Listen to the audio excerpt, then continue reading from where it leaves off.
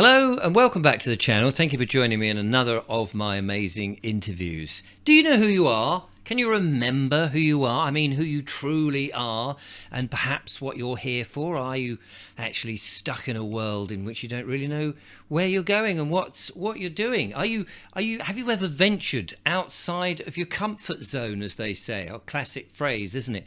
But maybe that's what we've got to do. Maybe in the solutions for our lives, in our going forward into this world, we need to do that. Well, I'm very pleased to be joined by Rob Babaloo Joy, I think he said, or Babaloo Joy, it might be.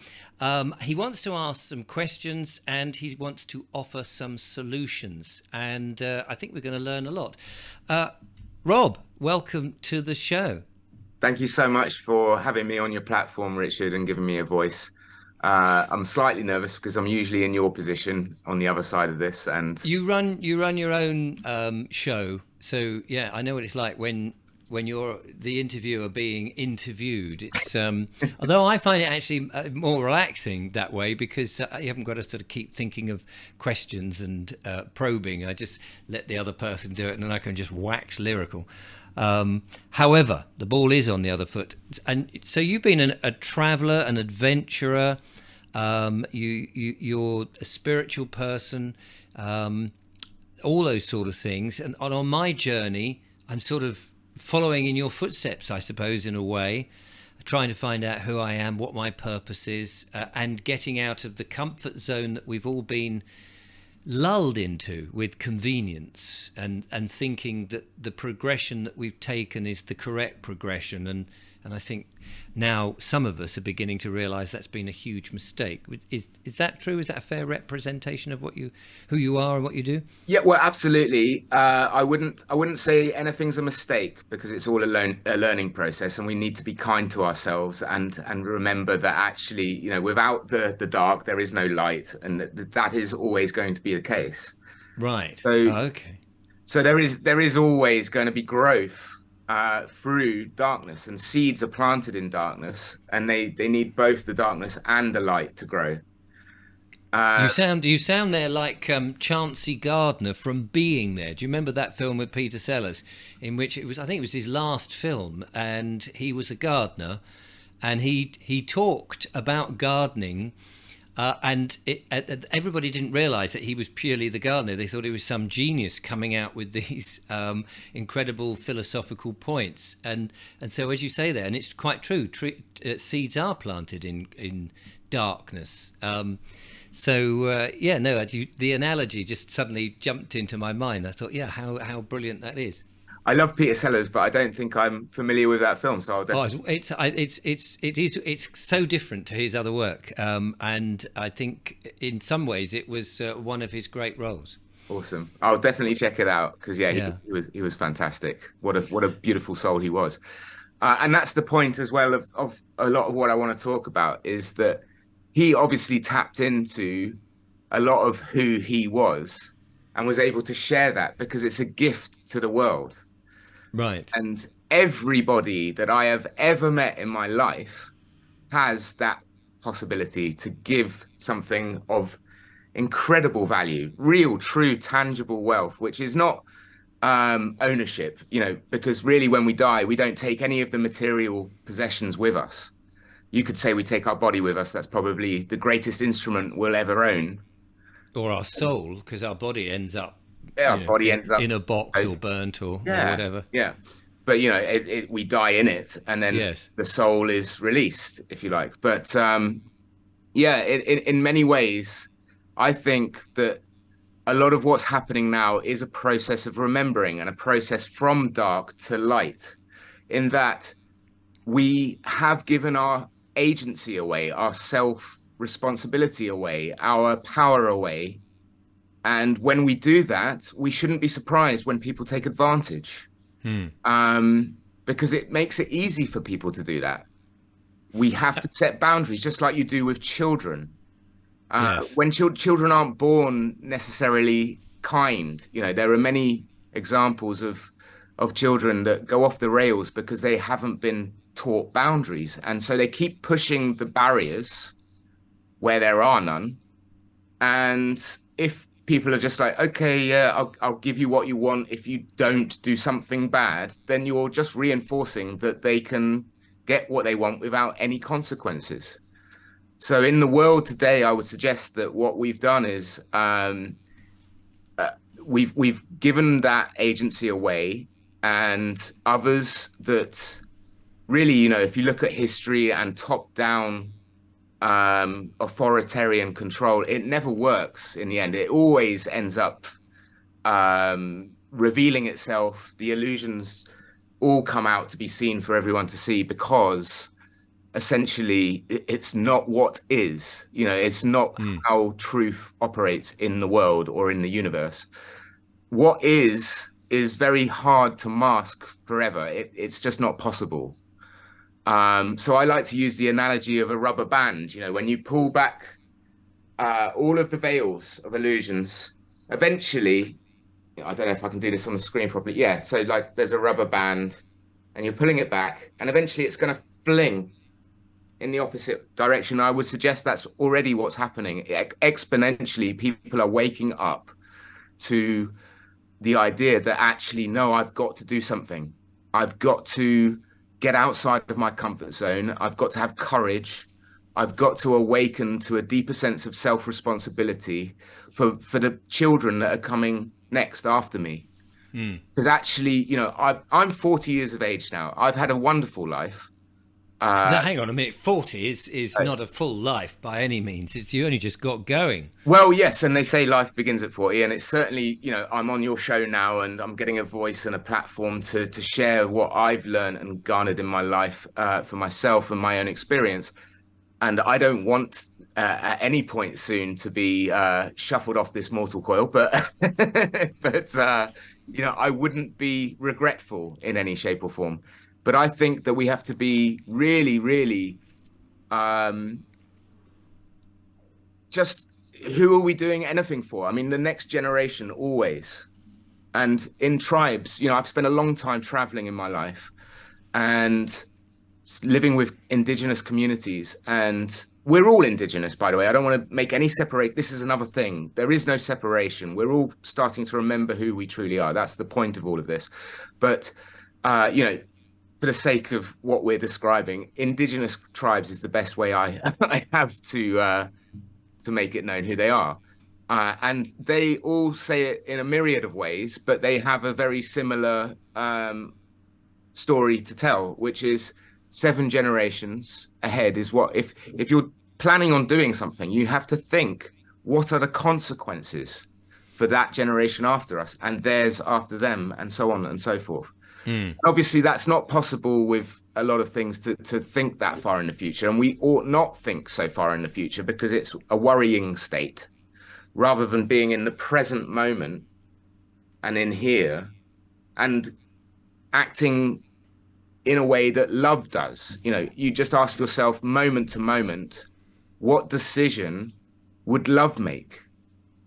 And if you're honest with yourself, and this is another thing, if you say you're going to do something and you don't do it, then you're not being honest. So all of this coming around to getting outside of your comfort zone, that's where life and growth really begins.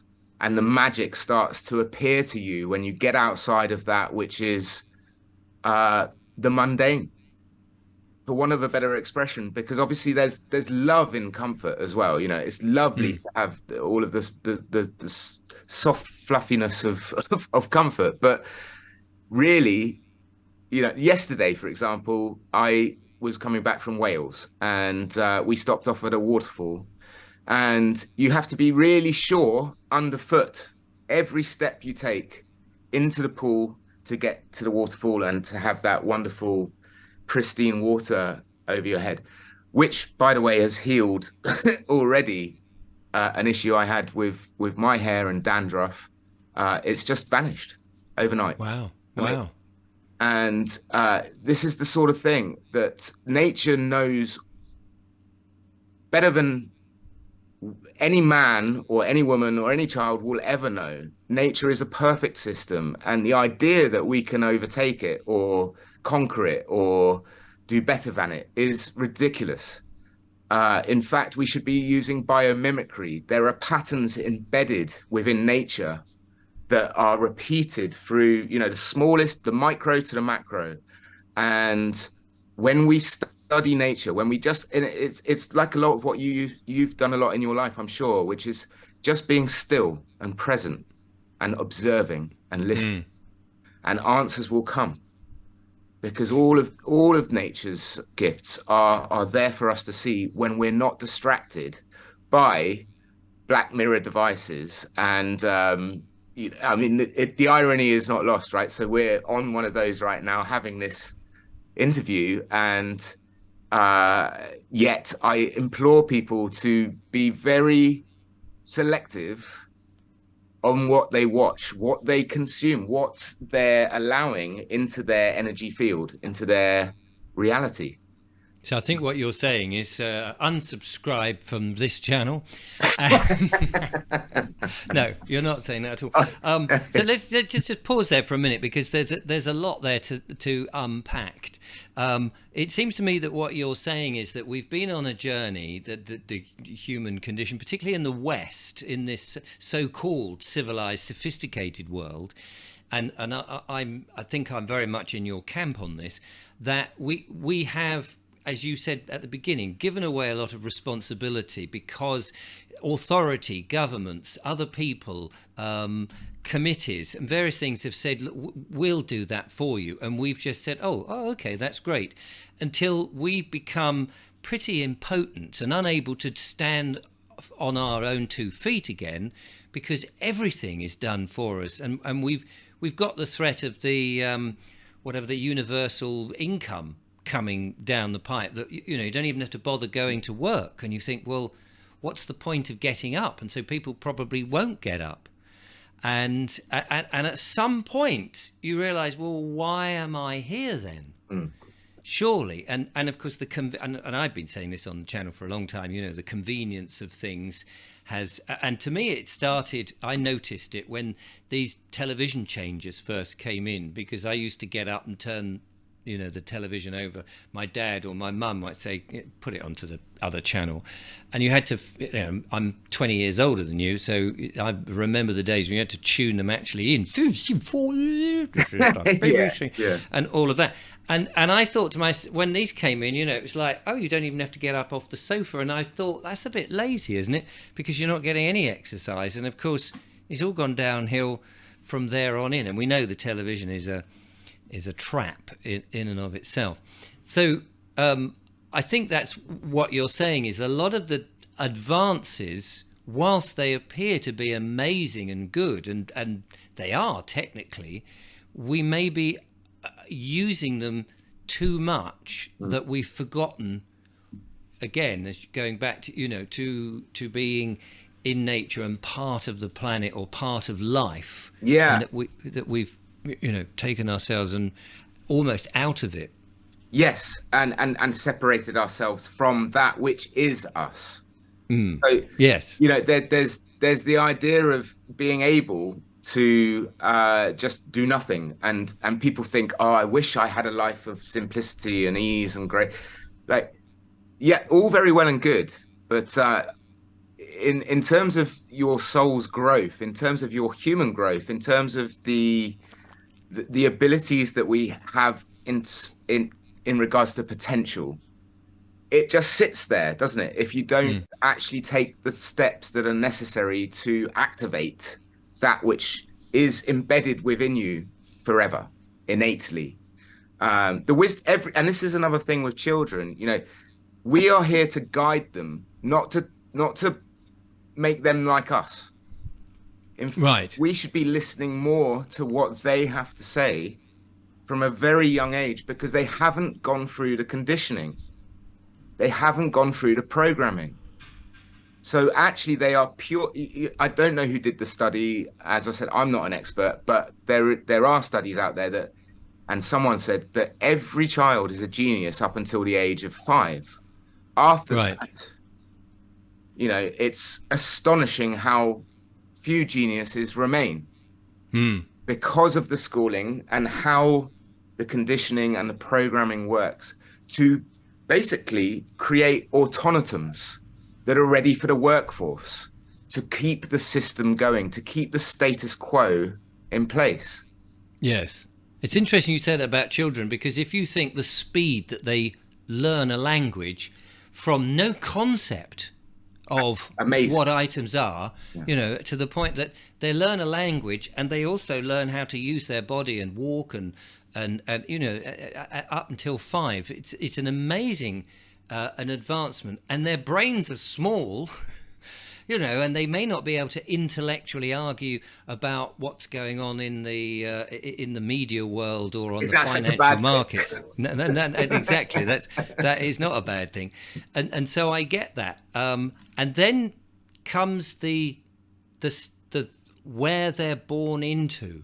Yes, the environment. The environment, and if it's like with as you said, indigenous people perhaps who have their long traditions and things, and they do things in a different way, and then there's the West and the strange world that we now find ourselves, and the various traps and the slavery and the working for long hours for trinkets that we think that we need.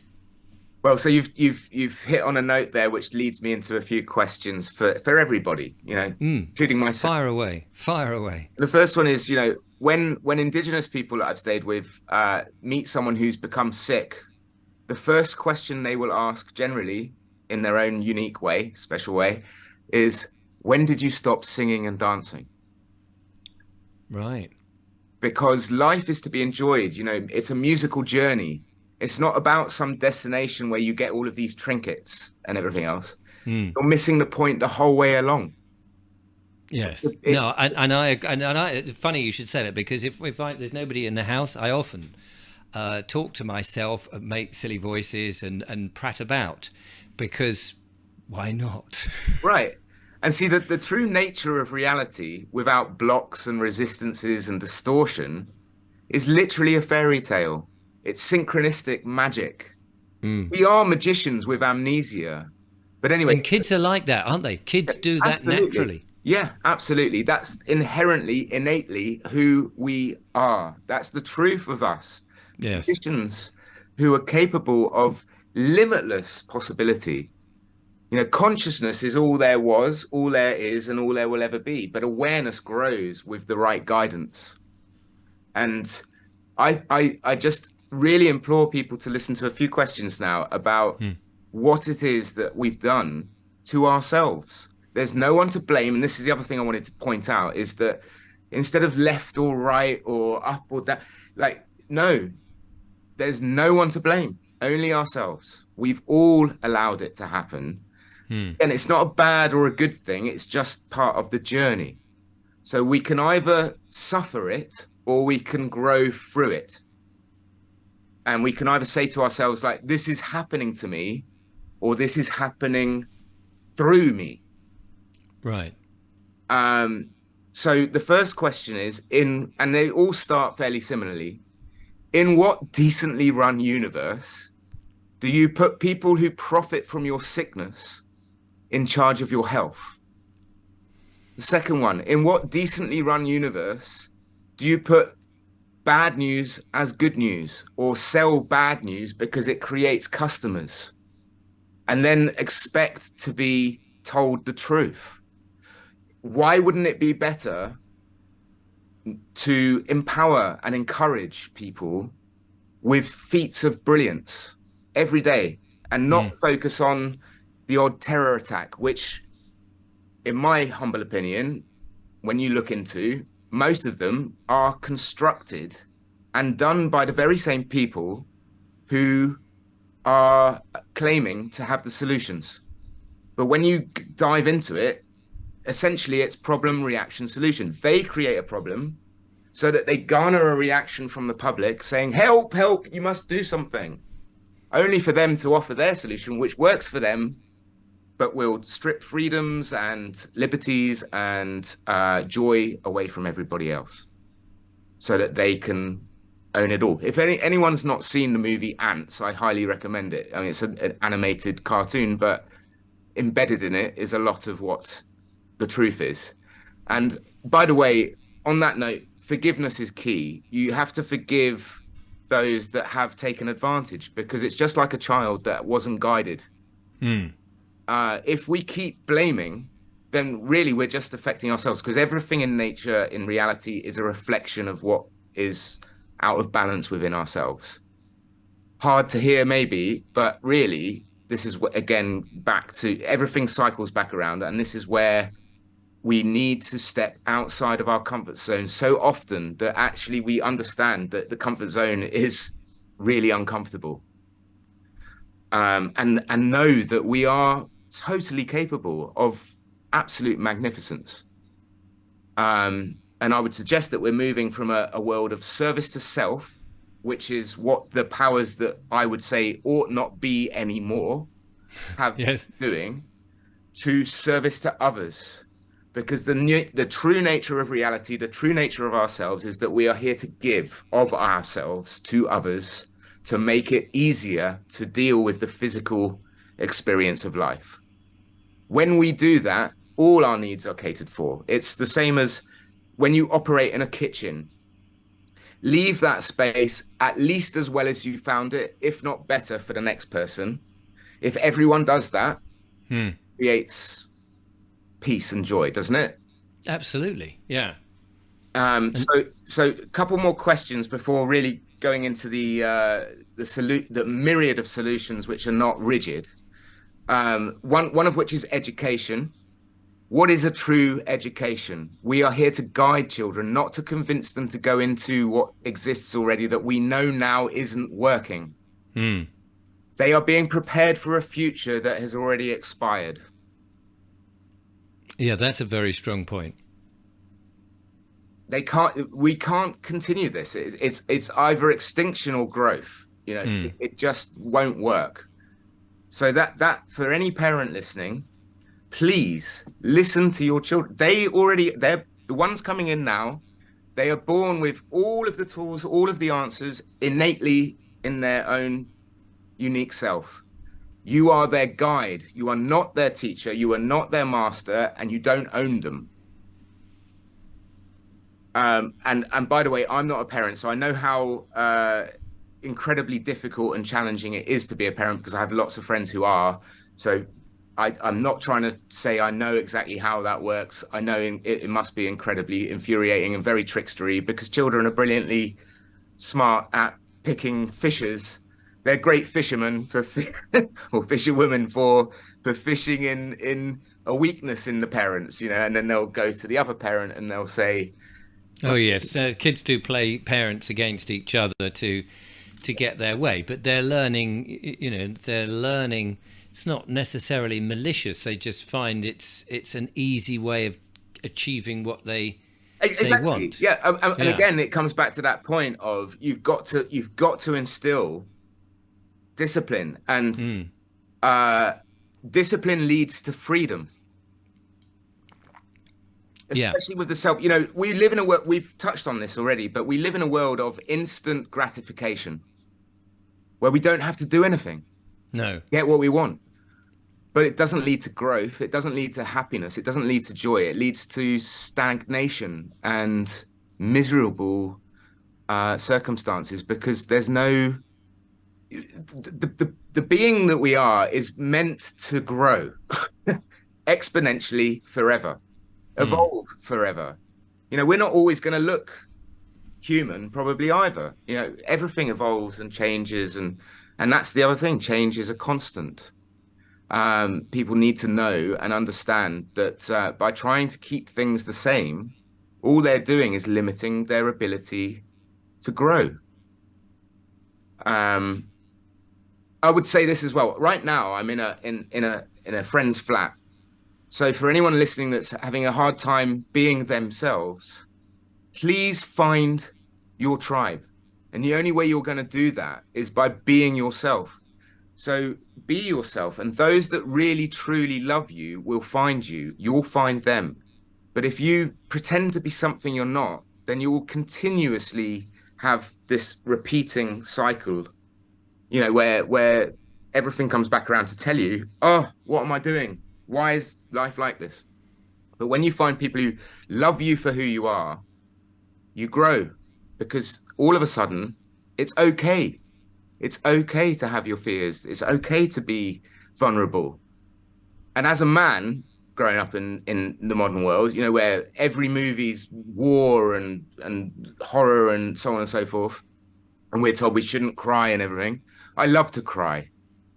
I think it's a great release, and it's not a weakness. It's a strength. It's vulnerability is not a weakness. It's a strength. We're not here to be tough. We're here to be gentle and kind, and to grow that. That's the way of evolution. We've surely suffered enough over the generations, over the eons, of the same cycles and patterns of behavior that never work. So when we say that there's an awakening happening, it doesn't mean that there's going to be some sort of violent revolution. Not this time, because we've learned from our mistakes. Finally, I truly believe that. Otherwise, by now, I think we'd already have seen it. It's what the powers that ought not be want, because then they can say, "Oh yeah, see, we've got to bring more police and we've got to stop all." But it's not happening. It's not happening. In fact, all we need to do is turn away from darkness, say no.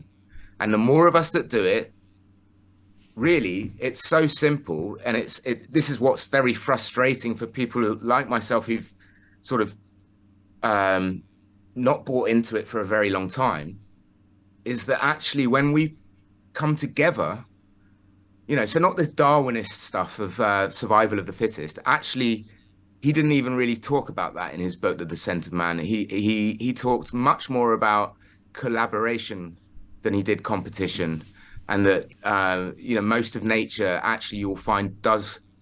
Do you know, it's funny you should say that, Rob. I've just been reading about Darwin and the origin of the species, in which it does actually talk about the cooperation of how the animal kingdom sort of much rather cooperate than be at each other's necks and it killing and all of that. And then the mainstream media, I notice, you know, that sort of David Attenborough seems to focus in on a lot more of the sort of, what would you call it, the worst side of it, the uncooperative,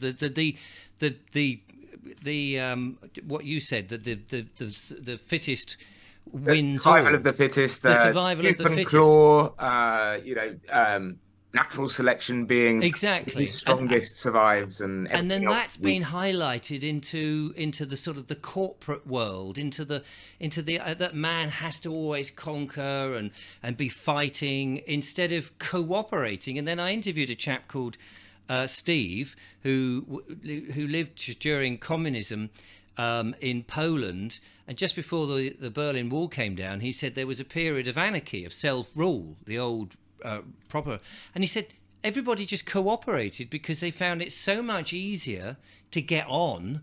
And you know, if somebody's fixing the roof, you know, would you like to borrow my ladder? And people just got on, and until, because they weren't paying any tax or anything like that to a government, because the government had collapsed. But the government thought, well, we can't have this, and then they put in martial law, and it all went tits up. So I absolutely get it with the fact that actually cooperation is a much more natural state. Now there's an important caveat here, right? It's that you cannot comply or cooperate with tyranny. Yes. Okay. Absolutely get that. So we really do need to summon what is inside of us, the courage, when we know that something isn't feeling right. So it's getting in charge of your feelings, your emotional body, not just the mental. We've got four, but mental, physical, emotional, and etherical. And we need to, this is another thing for guiding children, teach them about those things, give them that knowledge. What's etherical? The energetic. Right. So that which we might call intuition or a sixth sense. Psychic, that sort of thing. Yeah. Which is again, you know, in my experience, and I can only speak from that, I'm not an expert in anything, as I've stressed, and God forbid anyone becomes one, because really it's an indoctrination into something that isn't real. But you do have a sense of what is right and wrong. It's innate. It's inbuilt within us. You know, when you see something where someone's suffering and you get that lump in the back of your throat, yeah, that's the innate, it's Yes. it, And the movies wouldn't succeed if you didn't have that in you. You know, if you had, and even at the beginning of a film where you don't know the characters and one is being abused in whatever way, you just know that's not right. And already, you know, you don't need to sort of be in with the hero or know that they're a, you know, orphaned child. You just know what's happening is not right. It's, you know, you don't have to you be. feel it. You feel Yeah. it. Yeah. And again, what the system's trying to do all the time is turn us off from our feelings, and keep us trapped in one of our bodies, the mental brain, which loses all rational capability in fear. Yes. So it's important to know that actually the most important thing that you have, the only thing that you own, the only thing that you ever need to really look after is your soul. Yes. This is the spiritual battle that we're in. And it's only you that can do it. And you know, all of these people are going around now saying that they're a healer. Be very wary when you give your energy over to someone who says they can heal you, because they can't. Only you can heal you. The only role of others is as a facilitator to your healing, but it has to come from you. You cannot give your agency away. This, again, everything cycling back. Look, I'm biased because obviously she's my mum, but she is, to me, an angel. And she said, darling, you do whatever, this, when I was little, you do whatever you want, so long as you are not intentionally, and this is the thing, intent. And we need to work with intention a lot in these times, and envisioning the world that we want to create, because that's how reality is created. That's what the powers that ought not be know. That's how they use us to manifest for them. By planting the seeds of fear, we need to plant seeds of beauty and joy. And my darling mother said to me, darling, you do whatever you want, just so long as you're not intentionally harming anyone or anything else. And you'll know when you are, because it's innate. Yes. He also says beautiful things like locking doors attracts burglars. And just last night, she said to me, she'd happily go to prison over all of this that's going on in the world now. Like for what purpose though? Oh well, to prison. So because she's read something about or seen something on the TV or read something somewhere that about energy, and that they're coming after you if you don't have a smart meter installed, so that they'll actually they're threatening. And remember this as well, a lot of it is just threats and intimidation, which backed up. Yes. If you stand your ground, they really do back down most of the time. Because I mean, for one thing, if everybody decided they wouldn't want a smart meter, or they wanted to keep their gas boiler, or they just can't afford to upgrade the house to the standard they say, so that they can then come and do other things or take things away, and you just say, look, no, arrest me then. If that's what you're going to do, arrest me. They haven't got enough prisons. The prisons are already full. They're already full. You don't need forget, a city. Prisons are a business. Exactly. Yes. Well, they'll build more and shove you in it then. But if you run out of people to pay for it, then they haven't got any money. Well, and this is essentially what we have to do is when I say turn away from darkness, we have to stop buying into it. Yes. So actually, there's a lot of courses and a lot of beautiful people. Sovereign Pete's one of them. Chris Coverdale, you've had on your show, many others who are teaching people how to challenge the legal authorities, and they have no dominion over you. They have no authority over you. Stand in your power. Tell them as it is. I am not paying towards a criminal construct anymore, because that makes me aiding and abetting. Exactly. When you pay your council tax nowadays, that's what you're doing. And you don't know where it's going. It goes to a central pot. It doesn't go to the councils initially. It goes into a central pot, and then it's divvied out. But a lot of what you're paying is going to bombing innocent civilians all over the planet. So you mentioned you've got solutions. Should we go through some of the solutions? Yeah, absolutely. Yeah. So whenever you're in any struggle or peril, always come back to the serenity prayer. And I've written it down because I can never get it right, even though it's just one of those things. So God grant me the serenity to accept the things I cannot change, the courage to change the things I can, and the wisdom to know the difference. So again, it comes back to this knowing what is right. It is innate and you feel it. You have to come back to that. That's the biggest solution that works for everyone. Now, the tools are different for everyone. Everyone has a unique gift or talent or offering for the world, the reason they came here to be, their raison d'etre.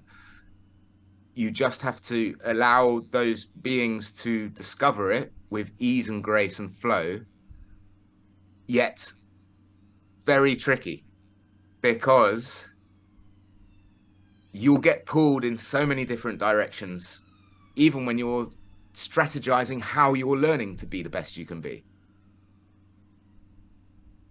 We've touched on it, but really come back to nature. So just picking up on that, you see, I mean, and we spoke about this just briefly before we started recording. Here's me. People keep saying to me, Richard, you're doing a sterling job. You're getting the message out. You're questioning. You're getting guests on who've got some amazing perspectives and stuff. And I say, yeah, no, that's really good. I feel this is a calling. The irony, of course, is for the last 5.5 years, before I started this bit of what I'm doing, I was walking out in nature and bringing nature to people through the pandemic. I was outside when nobody else would go outside because they just felt threatened by the powers that be, and I was going out there going, sod that, I'm going to go out and go for walks. But even before that, I was doing my heritage landscape and nature in woodlands, in beautiful outdoor locations, talking about all sorts of stuff with few viewers compared to what I have now. Now that I've sort of feel that this is my calling and it's a duty to do this, and I'm enjoying doing it and I'm learning, I'm stuck here between all these LED lights in a studio inside with EMF radiation coming all around, and I think to myself, this isn't what I really want. However, it's so important. To the point now I'm thinking, actually though, the technology would give me the ability to have a laptop with a little camera and a little dongle, or on my phone, use the phone signal, hopefully, go in my van, get out in nature and sit in some woodland and have this conversation with you or whomever in a wood and enjoy it, and just set it up and do it that way. And I think you've just answered your own question. Exactly. Yeah. So when you said just now, that you get pulled this way and that, and you're trying to find the right thing, the nuances might be that you haven't seen an opportunity to do what you need to do, but still do it in a safe and effective way. Beautiful. And and we did it there with you just talking it through and me listening and allowing you the space and grace to come to your own answer.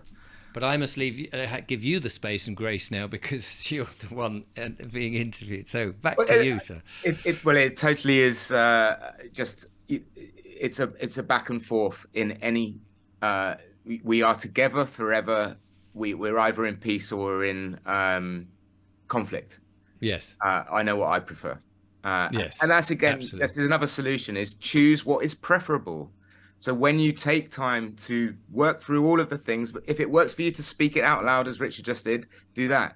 If it works for you to sit by a tree and hug the tree, or sit in silence, do that. There are a myriad of ways that work for different people, of different ways of learning. Everyone's different. There's no one size fits all thing for any of these solutions. But that in itself is beautiful, because that's what makes all of this so interesting, surely, is that there's just so many ways to tap into magic. And when I say magic, it's not like Paul Daniels, oh, that's magic. Like it, just a little. Yeah. It's true, in terms of synchronicity. And when You have those light bulb moments, epiphanies, and things like that. That is the spark of creation within you. Yes. And No, I totally get it. and okay, if I may, there's something I learned from a beautiful indigenous tribe, and that's I'll try and do this justice, and that is, so everything starts in the gut, right? Mm-hmm. So you're faced with something in life that you have to make a choice, and the gut will feel it first. And if it feels unsafe, then as you go up around, wait, let me get this right. Yeah, up around to the heart here, the heart will also say, doesn't feel great.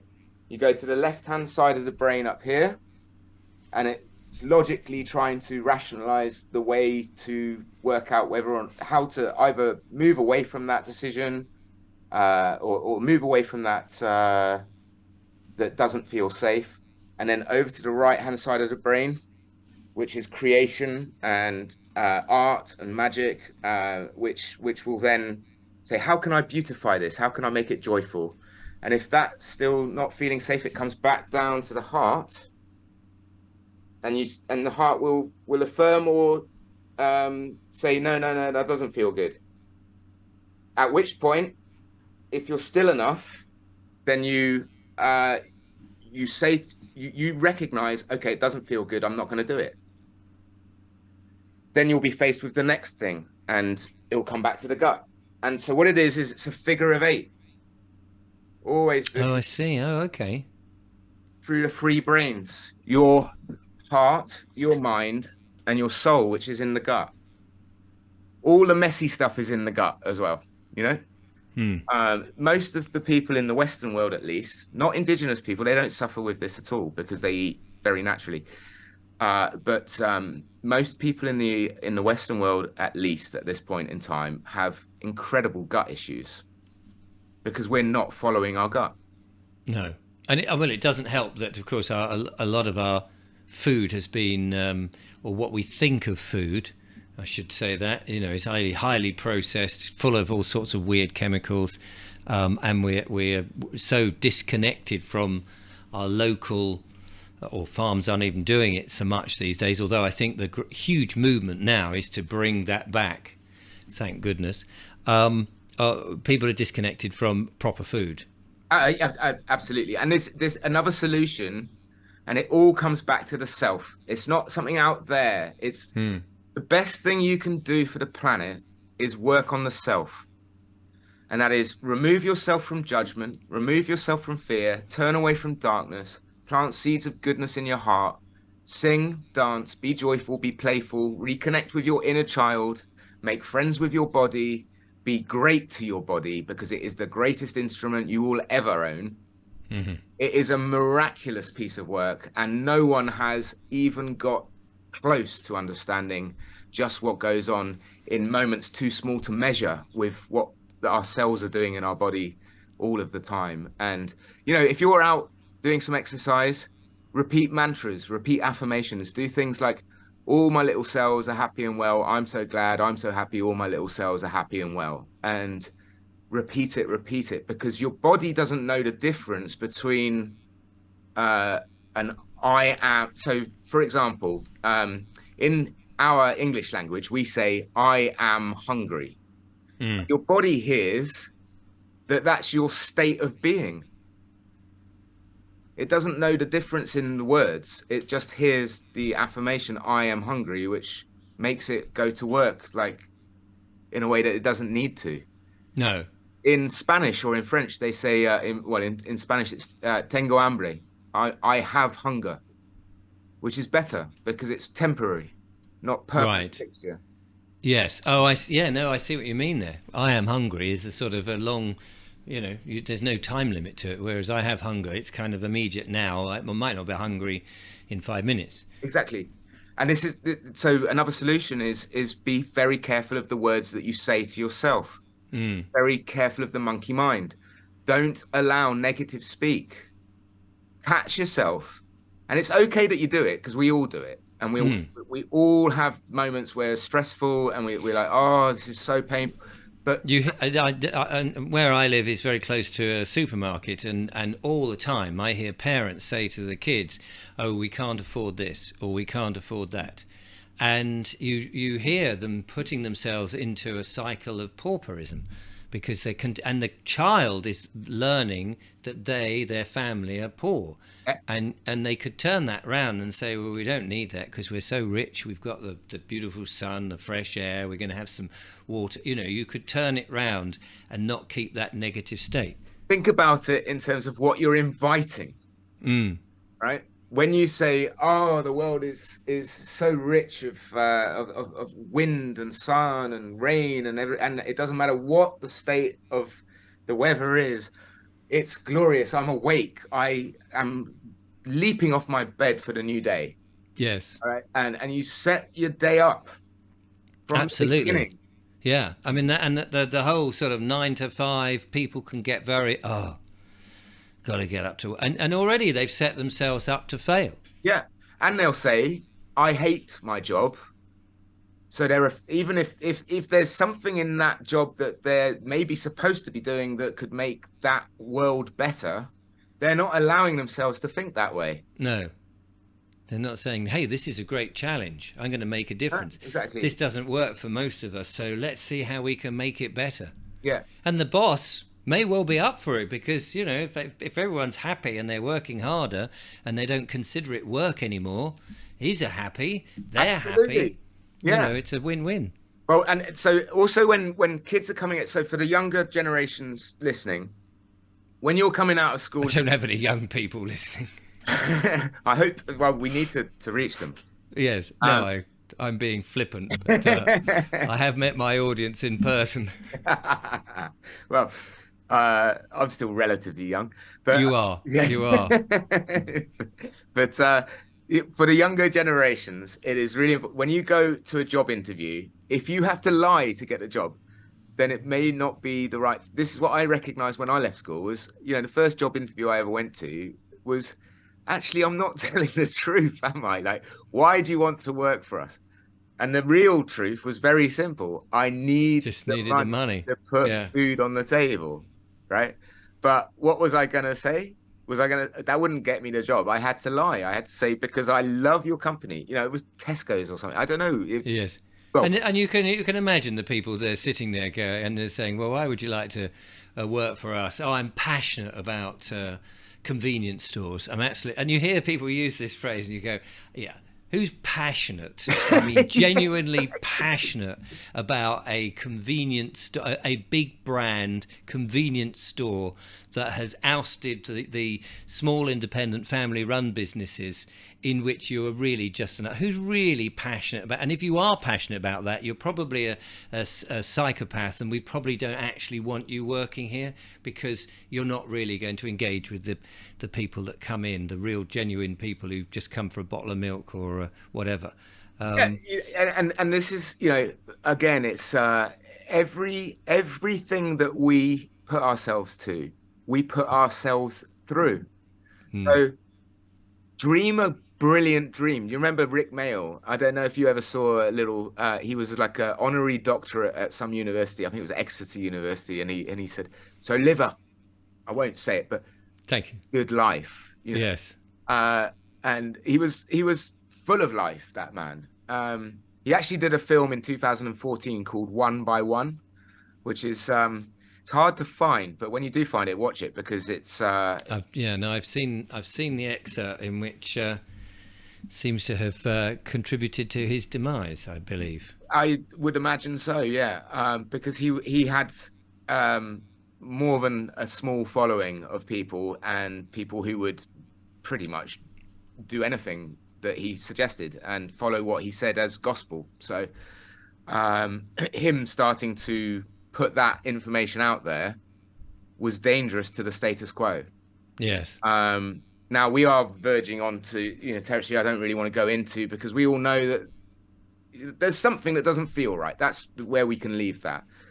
Getting back to it, and I think we were right on the verge there of getting to the real, the pinnacle of what we can achieve, and that is by imploring the self, honoring the self, loving thyself, and knowing that you were hit, you were the sperm out of 500 million that penetrated the egg.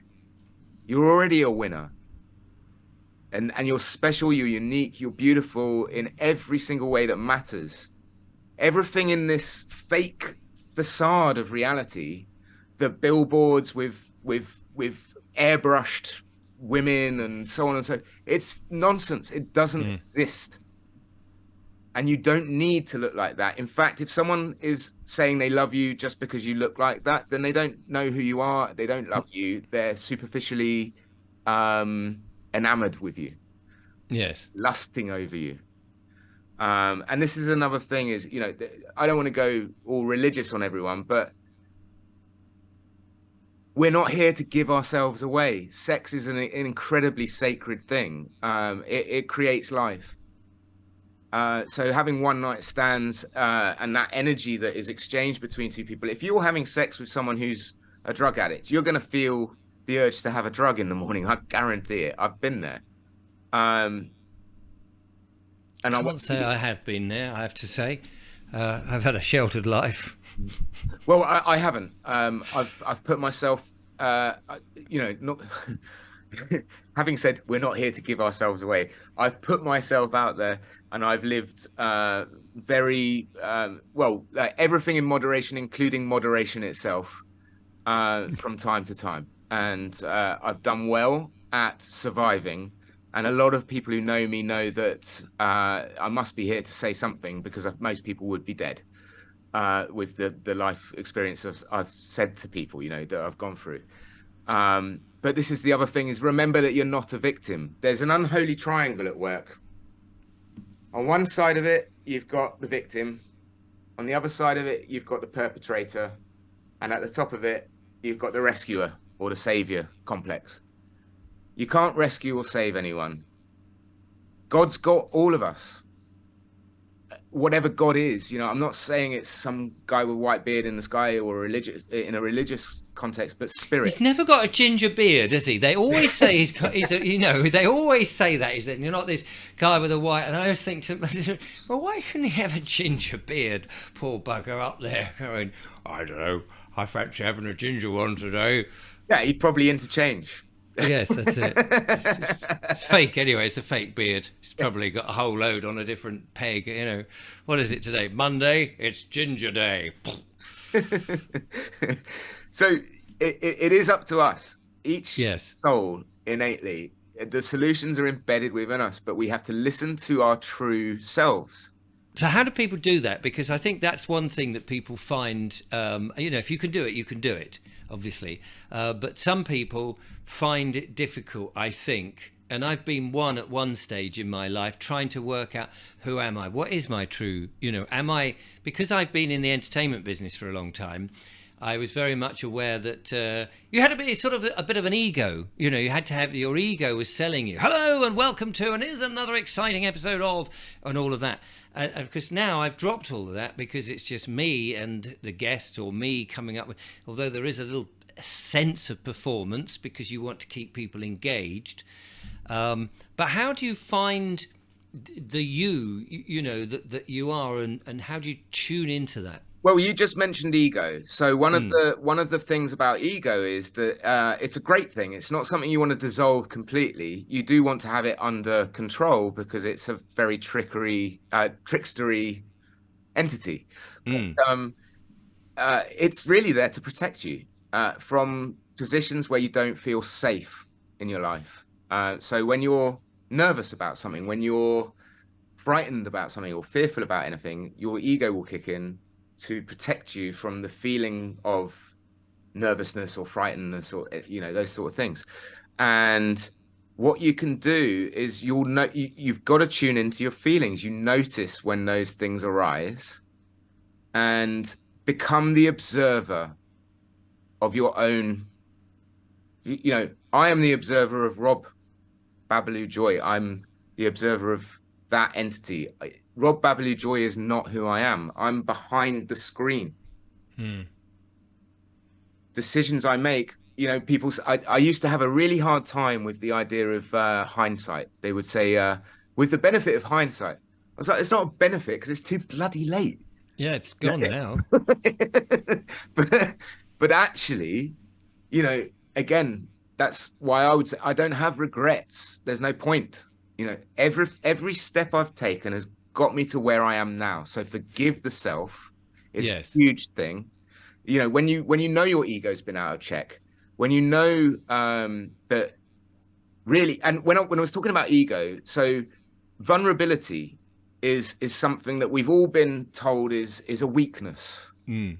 But actually, I've touched on this earlier, but please be your true self as much as possible. You know who that is. I can't teach that.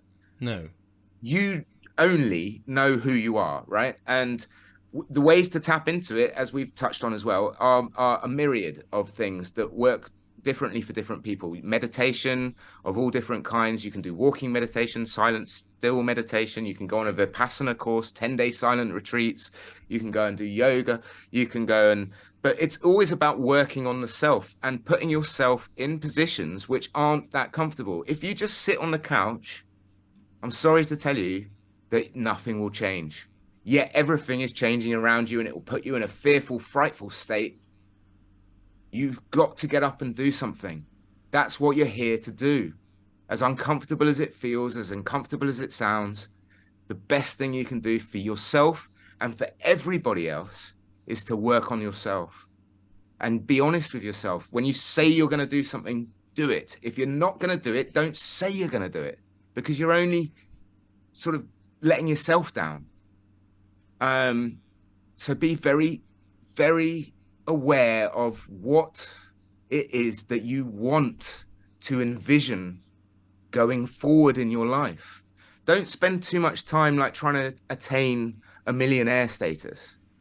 Yes, we can all be millionaires or abundant or any other word that you want to describe financially wealthy, but essentially it's crawl. Learn to crawl before you walk, before you run. And if we go back to the children, you know, it's an astonishing rate at which they develop.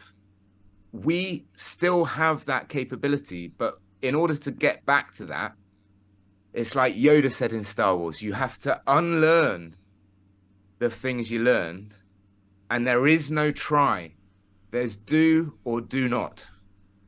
And learn what is for you and learn what is not, and stop choosing what is not.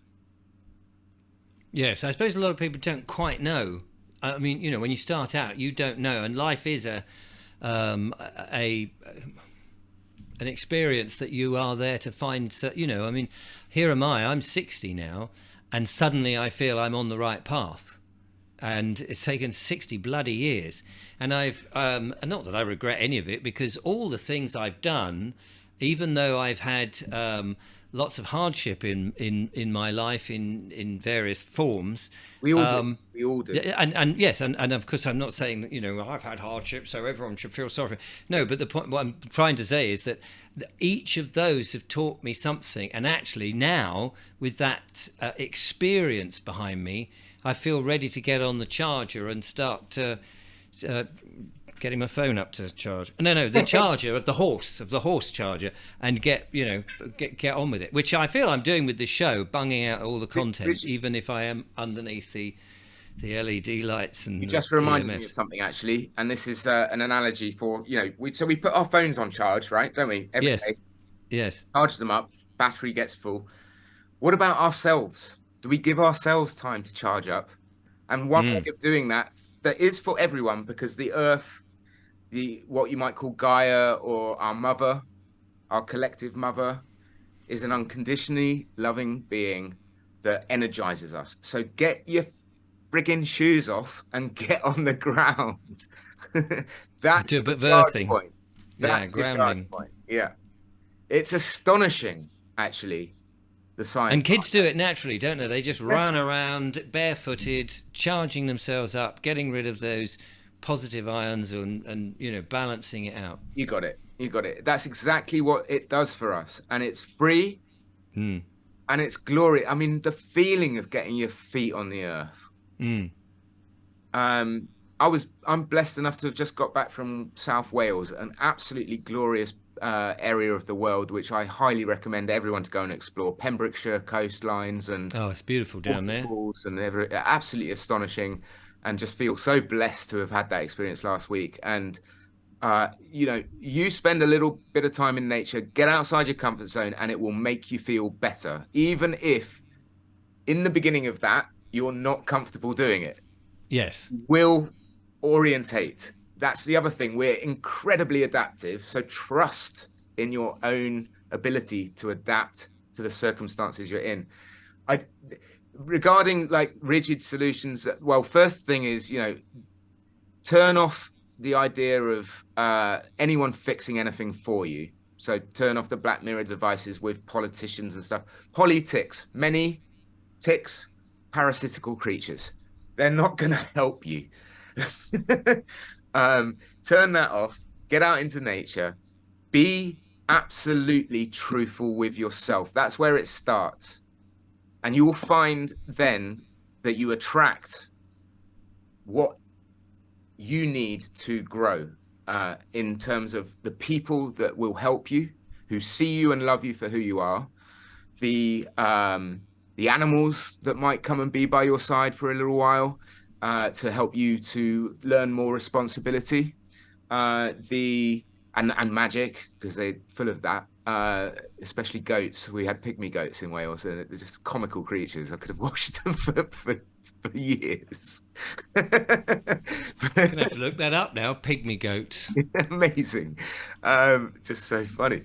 Anyways, that's really it. And you know, we could go on and on and on. I'd love to come back at some point whenever you're happy to have me on. I just want to encourage people to remember. I've just got to show. I'm sorry, I have got to show what a pygmy goat looks like, because it's suddenly just quite hilarious. I guess this is.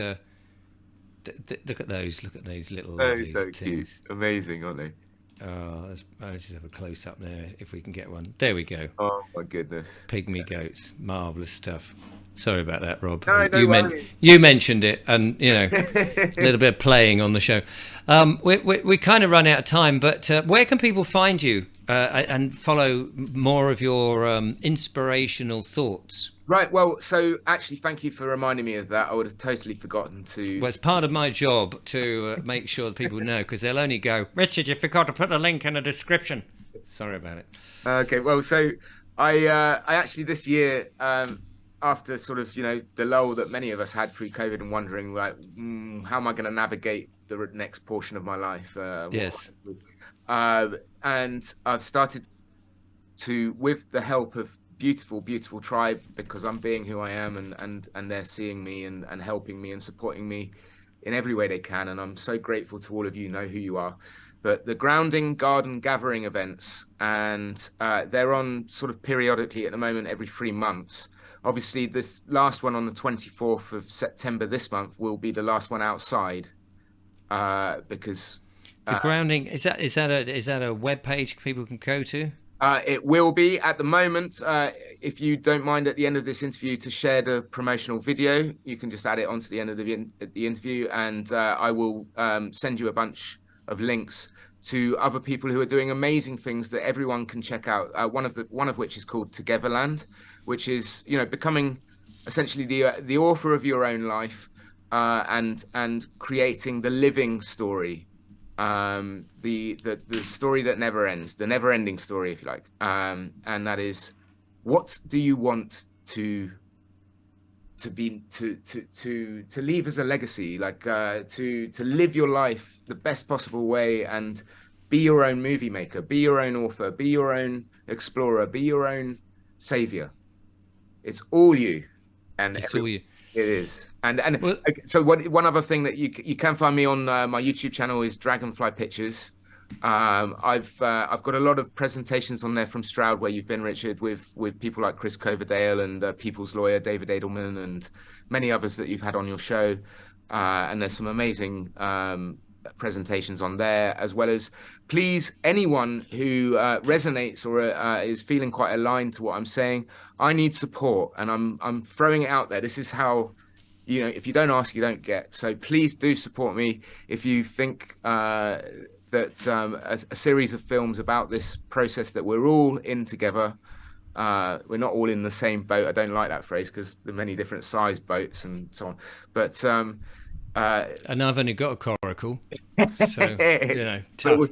we definitely can make it better together. And the series of films I want to make are called The Blossoming, and it's this process of remembering. It's a process from dark to light. It's a process of true regenerating the environment when we regenerate from the inside out. The root of the word education is educar, and it means to draw out from within, not to stuff in from the outside, which is what has happened to us all. Yes. Forgive ourselves, forgive each and every one, including the bad actors, Bill Gates, etc., etc. You have to, because they're all a reflection of us and what we gave away inside of ourselves. Love you all. Thank you so very much for being Thank on you, the Rob. planet at this time. Trust in yourselves, believe in yourselves, honor yourselves, and empower others. Uplift everyone. That's all we need to do. So thank you so much, Rob. I'll be back with more emails. I'll be back with more video, more guests and monologues and all the usual nonsense that I do. Rob, thank you so much for coming on the show and sharing your insights. In the meantime, from Rob and I, thanks for watching and goodbye.